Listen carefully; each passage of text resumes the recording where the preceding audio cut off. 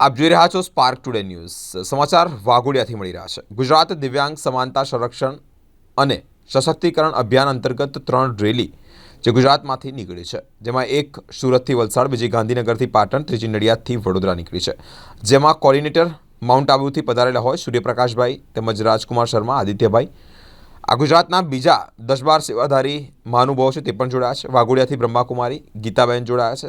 દિવ્યાંગ એસઆઈ તેમજ વીઆઈ આઈએસસીનો સમાવેશ પણ કરવામાં આવ્યો છે. વાઘોડિયાના ગોરજ મુનિ આશ્રમના ભગીની મંદિરમાં 109 બહેનોએ શાંતપૂર્ણ વ્યવહાર કરવા માટે જ એકબીજાને સહયોગ કરવા માટેની અપીલ પણ કરી છે.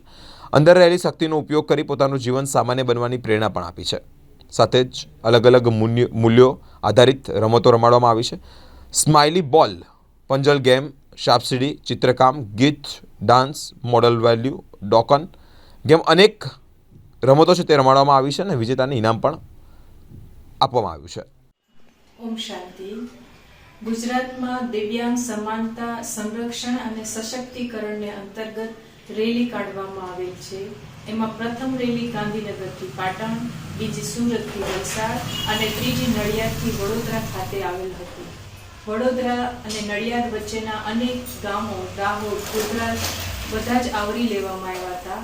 દિવ્યાંગ જે દ્રષ્ટિબાધિત છે, શ્રવણબાધિત છે અને મંદ બુદ્ધિના બાળકો એમાં લેવામાં આવેલા હતા, એમને સશક્ત કરવામાં આવેલા હતા.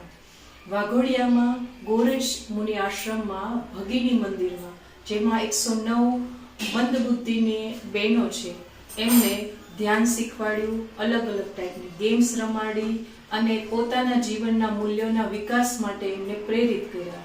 આપસમાં સ્નેહ, પ્રેમ અને સહયોગથી રહેવા માટેનું વાતાવરણ પોતાને જ બનાવવાનું છે એવો એમને લક્ષ્ય આપવામાં આવ્યો અને દરરોજ ધ્યાન કરવાથી પોતાની સમાયેલી શક્તિને જાગૃત કરી શકાય છે.